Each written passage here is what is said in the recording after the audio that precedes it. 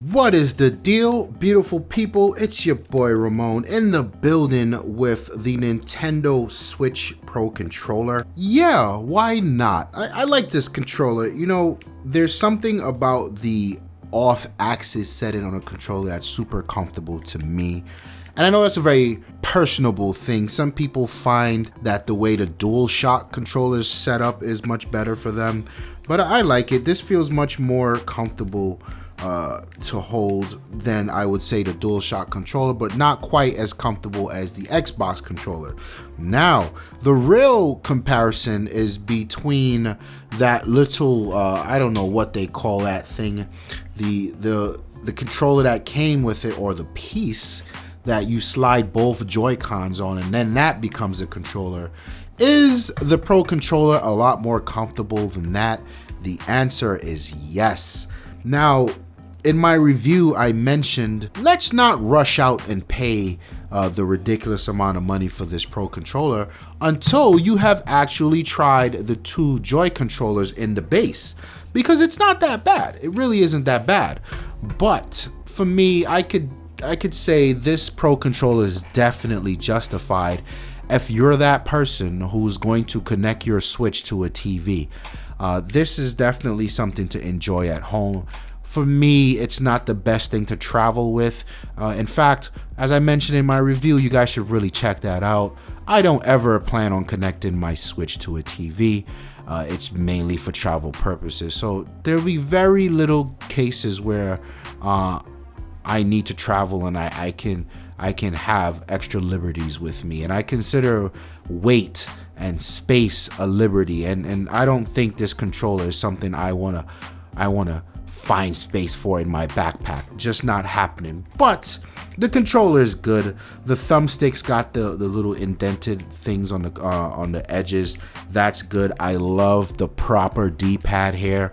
So for something like a Street Fighter or any fighting game, it's proper use. They've got the home button, the share button, the plus and minus button, which is the old start and select from yesteryear.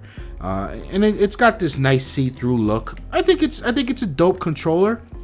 What was very interesting, and my only complaint, not even the price is a complaint for me. I mean, listen, these people, Nintendo charge what they charge for whatever they do, so you should be used to it at this point.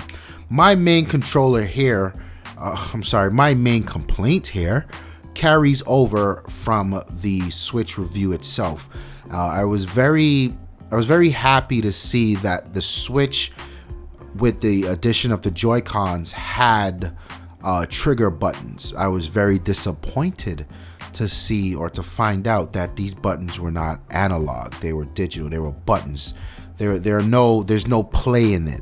So for instance, if I'm playing a racing game, there's no holding the throttle down to 50% to help me come out of the corners more smooth and not oversteer. You know, there's none of that. And I was very disappointed to see that on the Pro controller, it's the exact same thing. These trigger buttons are literally just buttons. They're on and off.